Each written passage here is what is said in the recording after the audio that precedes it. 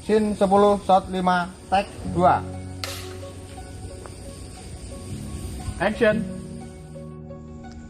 Ide proyek pembuatan film Romaket itu berawal dari kita sama teman-teman ngobrol konco ngopi.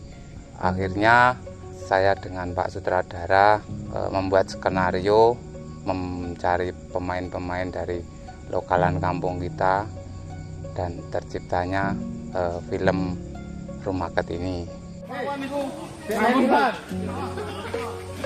Buat suaranya dong. Jero mlebu. Cedek nggo kursi mundur. Kesine delay. Aku ketok ora iki. Mboten.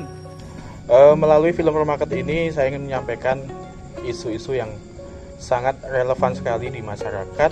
Dalam hal ini isu gesekan antara generasi tua dengan generasi muda.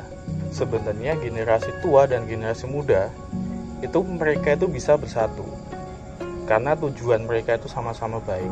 Hanya karena mungkin kurangnya komunikasi atau kurangnya serawong gitu ya, kalau dalam di masyarakat kampung ya semuanya nggak akan tercapai.